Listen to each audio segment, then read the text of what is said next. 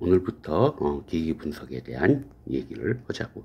일단 기기 분석이라고 하는 건 어떤 화학 물질을 분석하는데 고가의 복잡한 기기를 사용하는 거야. 그거에 반해서 간단한 기기나 용구로 분석하는 그런 게 있어. 이걸 그냥 아주 간단한 예를 들면은 우리가 우리 금반지가 있을 때 금의 순도라든지 함량을 측정하기 위해서 요즘은 본 적 없겠지만 시금석, 시금액이라는 걸 사용하는 경우가 있어요. 이거는 금반지를 여기 판 위에다 긁어가지고 그 다음에 시금액을 떨어뜨려서 그 변하는 정도를 보고 금의 함량을 대강 추측하는 거야. 그거에 비해서 이렇게 기계 안에다가 금반지를 집어넣으면은 바로 금의 함량이 얼마인지 측정해주는 이런 기계들이 있다고. 이쪽을 화학 분석이라고 얘기하면 이쪽을 기기 분석이라고 얘기를 한다라는 거야. 뭐 각각의 장단점은 뭐 생각할 필요도 없이 기기 분석이 정확한 걸 측정할 수 있고 쉽고, 그지? 뭐 비교할 수가 없을 거야. 유일한 단점은 비싸대는 거밖에 없을 거야, 기기가. 아무튼 이와 같이 화학 분석하고 기기 분석이 있는데 옛날에는 이제 화학 분석들을 많이 했지만 지금은 워낙 기기들이 발전했기 때문에 뭐 지금은 거의 안 하고 단 하나 여전히 화학 분석에 해당하지만 여전히 많이들 실제 사용하고 있는 건 적정이라고 하는 거야. 이거에 대해서는 별도로 얘기하는 걸로 하자고. 아무튼 기기 분석에 대한 얘기를 할 거야. 일단 분석에 대한 얘기를 할 때는 단어 하나 정성 분석, 정량 분석이라고 하는 단어는 일단 설명을 하고 넘어가야 될 것 같아. 정성 분석은 어떤 물질들이 있는지를 보는 거고, 정량 분석은 어떤 물질이 얼마만큼 있는지를 보는 거야. 이 단어는 그냥 우리 기억해 두는 걸로 하자고. 자, 기기 분석의 장단점은 앞에서 얘기했던 거야. 그냥 여러 가지 장점만 있고 단점은 고가이고 당연히 메인테넌스가 필요하고, 그리고 경우에 따라서는 내가 분석하려는 표준 물질이 있어야 비교해서 분석을 해줄 수 있다라는 얘기가 될 거야. 그 다음에 분석기기의 성능을 얘기할 때 뭐 간단히 얘기합시다. 우리 이 저울 두 개를 놓고 이걸 비교하면 될 것 같아. 우리 몸무게 재는 저울하고 실험실에서 미량을 측정하는 실험용 기기하고. 일단 해상도, 이게 이제 분석기기에서 자주 나오는 단어인데 해상도라고 하는 건 많이 들어봤을 거예요. 요즘 뭐 핸드폰 디스플레이 같은 거에 얘기가 많이 나오니까. 레솔루션이라고 하는 거는 근접한 신호를 얼마만큼 분리해 줄 수 있냐의 능력이야. 즉 우리 잘 알고 있는 DPI라는 건 옛날 인쇄 출력물에서 많이 사용했는데 요즘은 사용 안 하고 우리 픽셀이라는 단어는 많이 들어봤을 거야. 이거는 결국 무슨 얘기냐면 뭐 픽셀의 경우 이런 디스플레이가 있으면 1인치 1인치 안에 각각의 셀이 몇 개가 있냐를 얘기하는 거예요. 그치? 10 DPI, PPI라고 하면은 10개, 10개, 즉 1인치 1인치 안에 100개의 픽셀이 들어가 있는 걸 얘기하는 거고, 당연히 PPI 값이 클수록 훨씬 선명한 영상을 나타낼 수 있을 거야. 마찬가지로 저울에서도 해상도라고 하면 우리 몸무게 재는 저울은 100g 단위까지 측정해 줄 수 있어. 몸무게가 10g 차이 나는 건 측정해 줄 수가 없는 거야. 해상도가 그렇다는 얘기야. 근데 이런 실험실에서 쓰는 저울은 해상도가 훨씬 좋기 때문에 0.01g, 즉 10mg까지 우리가 구분해 줄 수 있다라는 거야. 그걸 우리가 해상도라고 그래. 뭐 쉬운 얘기지만 측정 범위는 얘는 180kg까지, 얘는 300g까지야. 응답 시간은 우리가 저울 위에 올라갔을 때 안정되는 시간까지, 얘는 이 저울 위에 올렸을 때 안정되는 시간, 안정되는 때까지 걸리는 시간을 우리가 응답 시간에는 표현을 사용해. 뭐 이거 쉬운 얘기고, 분석기기에서 좀 어려운 내용이 이제 다음에 얘기가 될 거야. 우리가 이제 많이 얘기하는 게 SN 레이쇼라고 하는 게 있어. 이거는 시그널하고 노이즈의 비야. 이걸 아주 간단하게 설명하면 제일 밑에 있는 그림을 한 번만 보자고. 무엇을 측정을 했더니 이와 같이 피크가 나왔어. 그지? 당연히 우리가 이제 측정을 하게 되면 시그널도 나오겠지만 노이즈도 나와.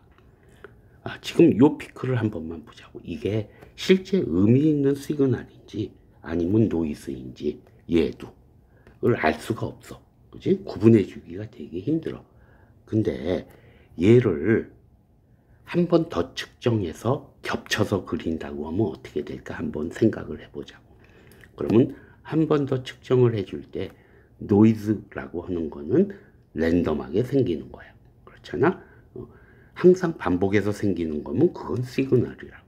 그러니까 한 번 더 측정한다 그러면 노이즈 한 번 더 측정하면 예를 들면 뭐 이런 식으로 나오지만 시그널에 해당하는 거는 똑같이 나올 거다라는 얘기야. 작긴 하더라도.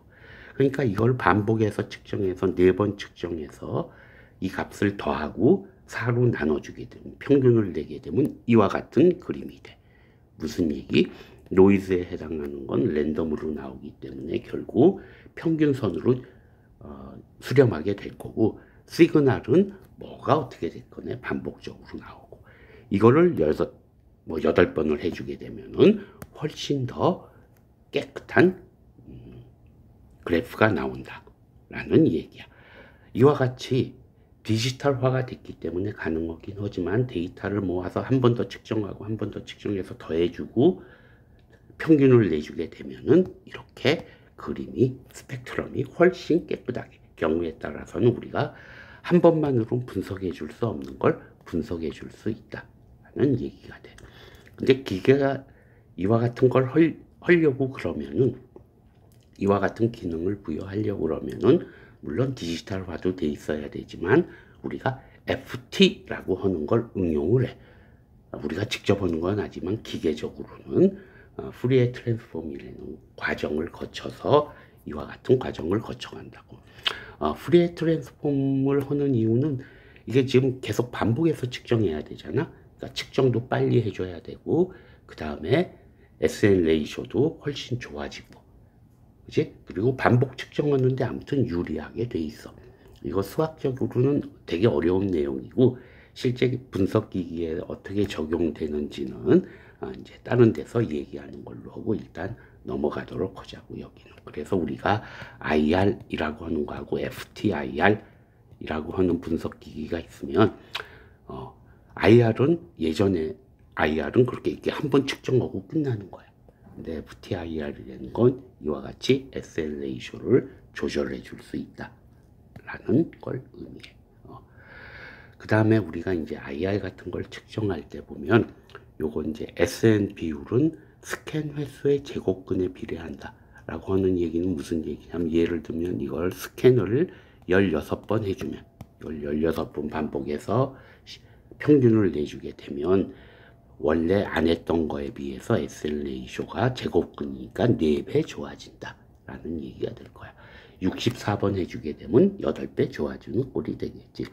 일반적으로 우리가 스캔을 해줄 때는 예를 들면 IR 기계를 샀을 때 스캔 횟수가 디폴트로 저장되어 있는 게 14번으로 저장되어 있어. 그러니까 혹시 딴 사람한테 의뢰하거나 그럴 때 스캔 횟수를 물어보게 되면 16번 또는 훨씬 더 좀 세밀하게 보고 싶으면 64 또는 32 이런 숫자를 얘기하기도 하지만은, 아무튼 이런 걸 알고 있으면 조금 있어 보일 수 있다라는 얘기가 될 거야.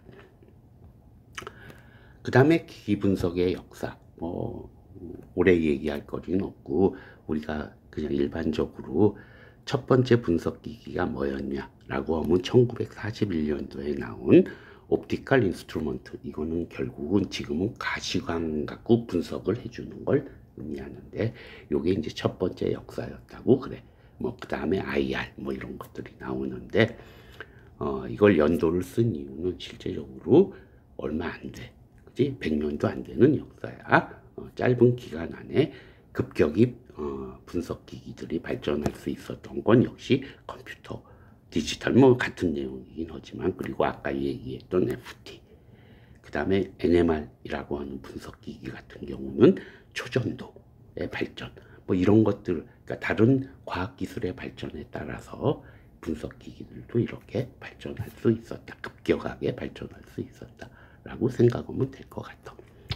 자, 그러면 분석기기에는 어떤 종류가 있느냐? 분석기기는 다양하지만 기본적인 원리에 따라서 몇 개로 나눌 수가 있어.